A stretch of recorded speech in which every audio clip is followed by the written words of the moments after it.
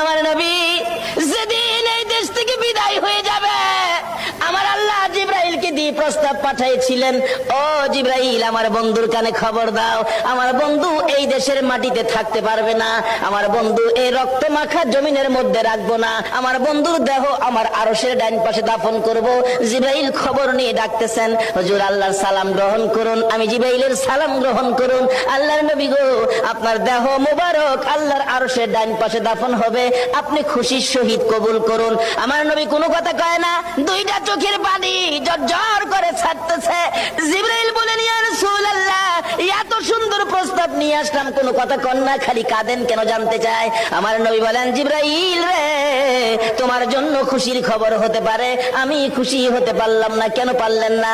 রে জিবরাইল, আমার দাফন আল্লাহর আরশের ডান পাশে হবে, আমি জানতে চাই আমার গুনাহগার উম্মতের দাফন কই হবে রে? জিবরাইল বলেন, আপনার উম্মতের দাফন এই জমিনের মধ্যে হবে। আমার নবীর কান্না আরো বেড়ে গেছে। জিবরাইল,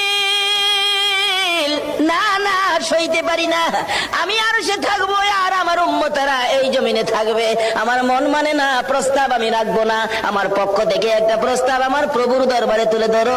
জিবরাইল রে, আমার গুনাহগার এতিম উম্মতেরা যেই জমিনে থাকবে, আমি নবী আরশে যাব না রে, আমি আমার গুনাহগার উম্মতের পাশে সেই জমিনের মধ্যে শুয়ে থাকবো। আরে দয়ালো নবী, প্রেমের ছবি আর আসবে না জগতে, আমার দয়ালো নবী, প্রেমের ছবি আর আসবে না হাসর